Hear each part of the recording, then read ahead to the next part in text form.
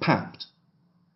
When we'd been driving around London in the Toyota Previa for months on end filming trigger-happy TV, there'd been an in-joke about my potential second career. Everyone was certain that I should be a paparazzo, as I seemed to have an innate ability to spot a celebrity face, however minor, at 100 metres in a crowd. It was not an ability I was particularly proud of, but it was what it was. I also happened to love taking photographs, although mostly of the travel variety. So when I was asked whether I wanted to be in a show called Deadline, in which a bunch of celebs would become paparazzi, I was interested. It was a typical telly idea, gamekeeper turned poacher, etc. In hindsight, as with most of these things, I should have dug a little deeper, or indeed just thought, ITV2, 9 danker. I did try to find out who the other celebrities might be, but they wouldn't let on. I knew that Janet Street Porter was to be the editor figure in the show. I liked Janet, despite her being a monumental egotist, so I took a punt and signed up. We all had to meet up in a boardroom just off Soho Square, like nervous schoolchildren on the first day of term. I was the last to arrive, and as I walked into the room, I desperately scanned it for a familiar face. I was to be disappointed. It would be fair to say that the cast was not a stellar one. In no particular order, they were Abby Titmus, Dean Holdsworth, Chris Parker, Yvette Fielding, Ewan Thomas, Imogen Lloyd-Webber, Lisa Ianson, Ingrid Tarrant, and Blair McDonough. I had fallen far and fast. Now, paparazzi are many things, but they are the only truly honest yardstick of where you stand in show business. If they can sell your picture, they'll snap you. If they can't, you'll be ignored. Although, they'll always get a death snap. One snap of anybody they even remotely recognise. This is just in case you suddenly die. The last photo of anybody, however lowly in the celeb food chain, is very valuable. I'll never forget, having just recovered from a serious bout of pneumonia brought about by filming all day in a Welsh coal mine, proof, if it be needed, that I was never cut out for proper work, answering my door in Quennington to see a rat-like personage staring at me intently. He was taking not very surreptitious photos with a camera half hidden in his left hand. I was in my dressing gown and looking like I'd just got out of bed, which I had. "Can I help you?" I asked the rat man. "Are you ill?" The rat man was clearly assessing my physical state. "Sorry," I replied, confused. "Are you ill? We read you were in hospital with pneumonia." The rat man appeared to be concerned that I wasn't on my deathbed. "Sorry, who the fuck are you?" I was angry now. "I'm from the Daily Express. We got a report you were dying."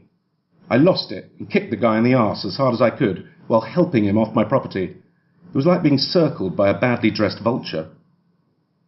Back on Deadline duty, I asked a pap in Kate Moss's Road which celebrity he disliked the most. He didn't hesitate. Jude Law. He nearly spat the name out. Around me, every pap agreed. They all hated Jude Law, and all seemed to have stories about him. "His real name is Dave," said a very young pap with slightly crossed eyes. "Do you know he's actually from Lewisham? When he turns up at premieres, we all shout, 'Oi, Dave, over here!' And he ignores us. It's really funny." Everyone started blurting out their Jude Law stories. One quietish guy in a van with a little dog at his side told me a blinder.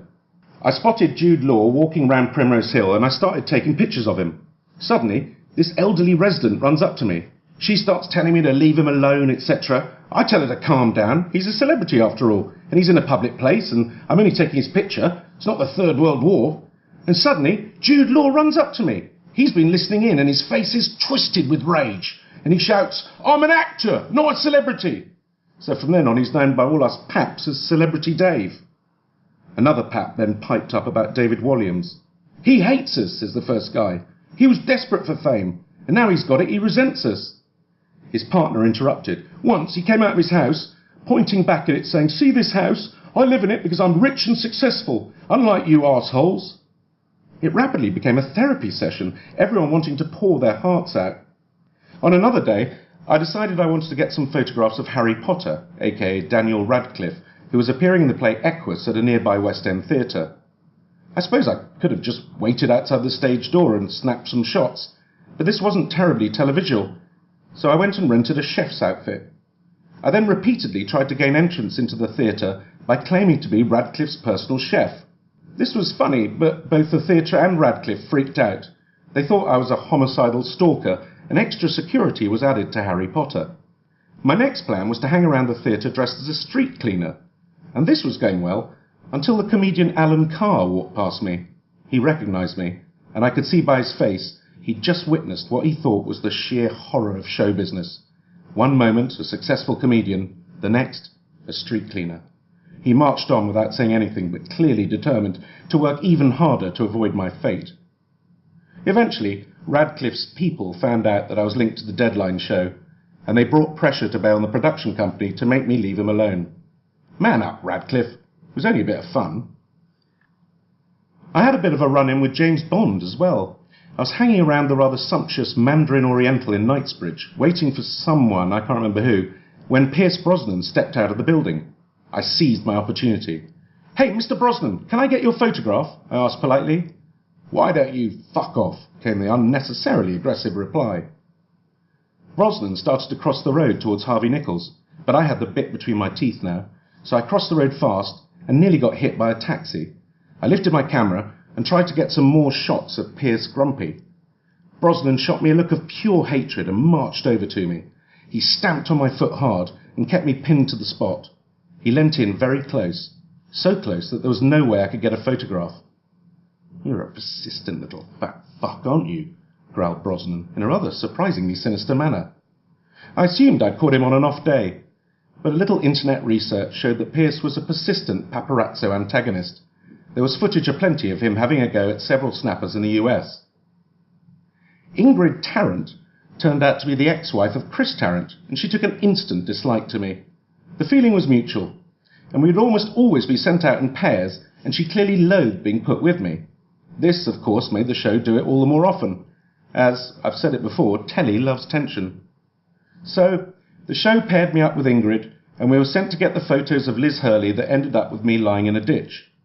This was particularly embarrassing as she was my neighbour, but I'd lost all sense of right and wrong by now. Somehow, I'd gone from having a US TV show, being nominated for 3 British Comedy Awards and the Golden Rose of Montreux, to sneaking into my neighbour's garden to try and get photos of her for a magazine that didn't really exist, while accompanied by Chris Tarrant's annoying ex-wife. As falls from grace went, this one was pretty up there.